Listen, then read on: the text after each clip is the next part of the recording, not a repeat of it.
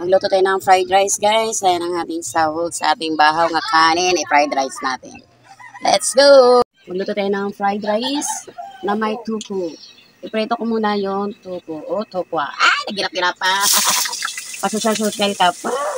Ayan, tukwa. Iprito ko muna, guys. May buo at saka yun yung hiliwa. Dito muna natin.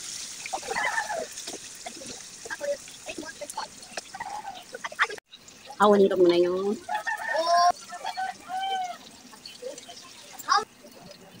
hindi ko napindot yung camera dahil ginisa ko na yung bawang. Sunod natin yung sibuyas. Akala ko napindot na.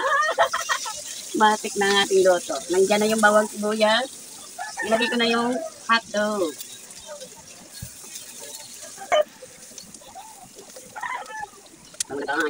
Next, ilagay natin ang carrots.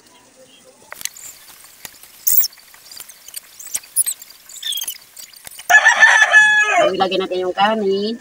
Durug-durugin na lang natin habang naantay natin yung carrots at hotdog na maluto.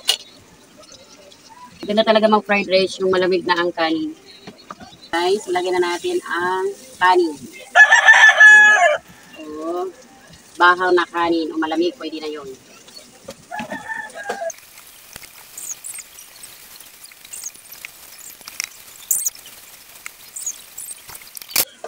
Lagyan na natin yung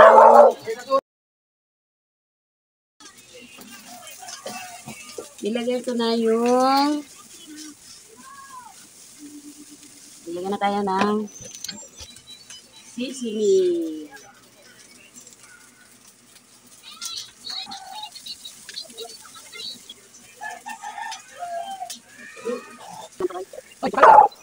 Nilagay tayo ng itlog.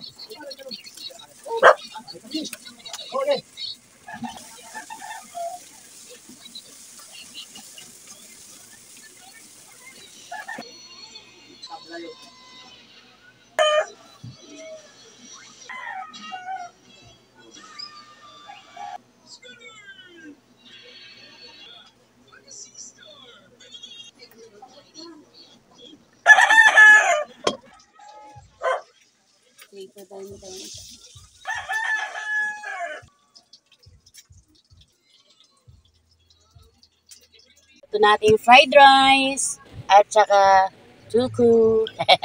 Siyempre maglagay tayo sa para mayroon tayo magandang presentation. Charot. Lagay tayo sa plato, guys. Ito yung bahaw, guys. Fried rice natin.